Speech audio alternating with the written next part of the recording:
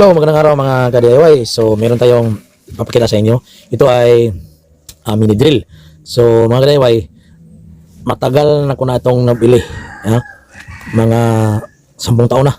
Mga ka-DIY, hindi ko lang ito nagagamit. Natambak lang at nawala pa. So, naghalongkat ako sa mga gamit at sa mga toolbox. Doon ko nakita to. So, ang buong akala ko mga ka-DIY ay sira to kasi imagine, 10 taon na itong mini drill na ito. So mula nung binili ko to mga ka-DIY ay isang beses ko lang nagamit. So ito, pakita natin sa inyo. Iba, ito ay 12 volt. So makita niyo mga ka-DIY, meron siyang 12 volt DC, 500 mAh. So yung sign niya, so nasa gitna yung positive. Kung makita niyo, nasa gitna yung positive. Yan, nasa gitna yung positive. Nag-bar siya. Yan. Yung may bilog at saka yung may parang letter C. So negative yun. So ibig sabihin sa gitna yung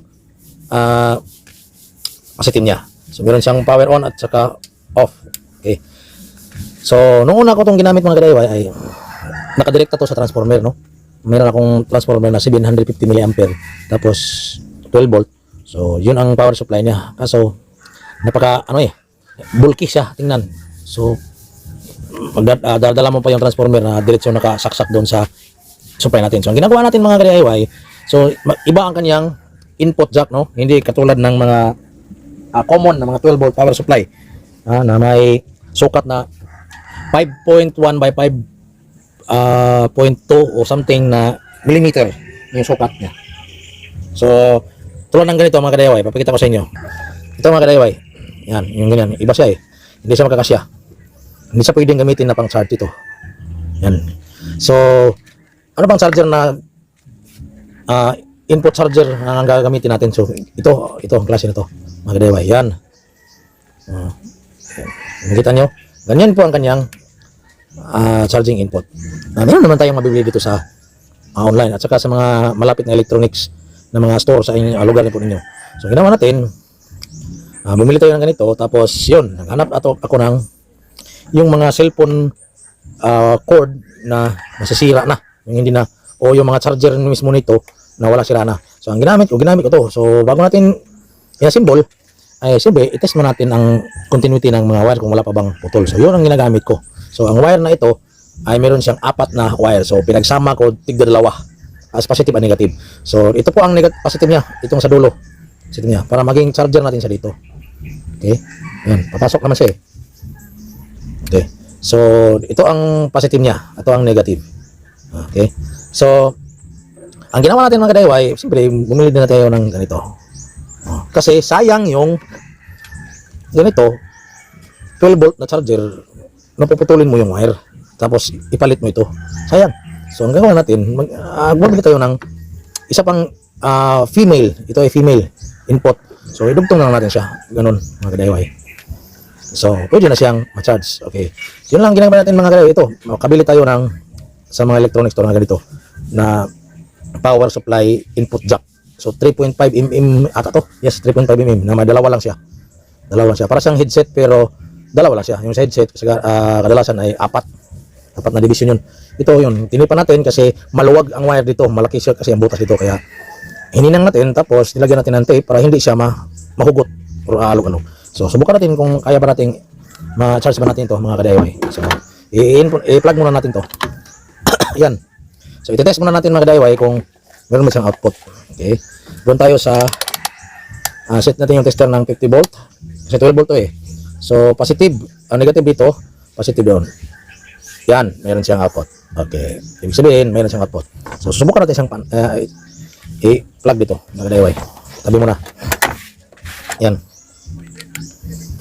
Yan. So hindi siya agad aandar kasi meron siyang power on. Yan, kung narinig niyo.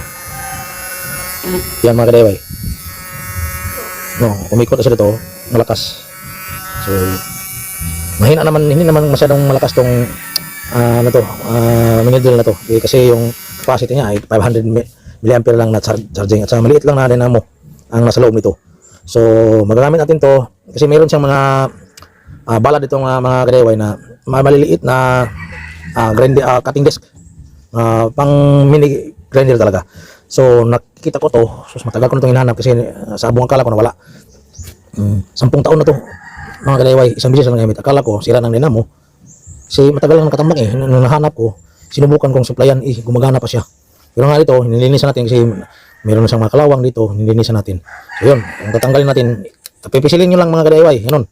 Para hindi sasabay yung, kasi hindi nyo pisilin, mag-iikot-ikot lang to eh. Kailangan pisilin mo siya para maglalak dito. Matatanggal mo to yung ulo niya. Yan. Yan na. So dito natin ipapasok yung mga maliliit na mga bala niya. Okay?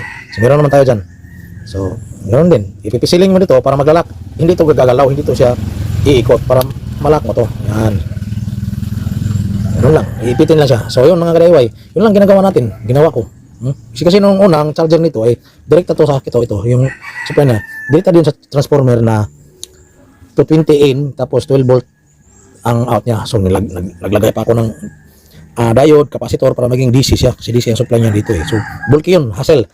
So, nawala na pa yung charger niya. Iwan ko saan ko nalagay. Tapos nakita ko siya, ginanito ko na lang. Ay, okay naman siya. Yan. Oh. Gagamit mo siya pang tanggal ng mga kalawang sa mga metal parts. So meron siyang mga iba't ibang klaseng bala. Meron siyang grinding, compound dito na bala nga. Pwede mo i-ano sa mga yung mapupurol na mga kutsilyo, pwede mo siyang gawing ano yan, pampatalas. Yan mga ka-DIY. So yun, umandar pa siya. At magagamit natin ito sa ating mga projects ng mga DIY. So yun lang mga ka-DIY. So yun, naka-charge, naka-plug in siya doon at saka yun, extension lang yan para hindi natin masisira to. Kasi ito rin ginagamit natin pag-charge ng ating Bluetooth speaker na 12 volt. So bumili na ako ng ganito, yung extension niya. Tapos gumamit tayo ng masirang cable ng mga charger na okay pa naman. Tapos ito, hindi ito built-in na, makabili tayo sa online at saka yung sa mga malapit na electronic store sa lugar nyo. Yan, sa input jack na dalawa lang yung ano niya, tip niya, positive at saka negative. So kasi yung design niya ay gano'n, no? Ganito ang klaseng charger ang gusto niya, ang dapat. So papalitan ko sana to ng ano eh, yung pang 12 volt nga ganito. Kaso hindi kayang ano hindi ko siya mabuksan eh. Para siyang nakaglue dito. So, yun lang mga ka-DIY. So, magagamit na rin natin itong mini grinder natin or mini drill. Meron pwede rin siyang babalahan ito ng mga maliliit na mga drill bit. No? Pang butas-butas ng mga maliliit na ginagamit kasi ito kadalasan sa mga PCB board. Yung mag-layout ka ng mga electronic parts, components sa PCB. Ito ang pangbutas namin na ginamit noon. Nag-aral pa tayo ng basic electronics mga ka-DIY. So, yun lang update mga ka-DIY. Maraming salamat.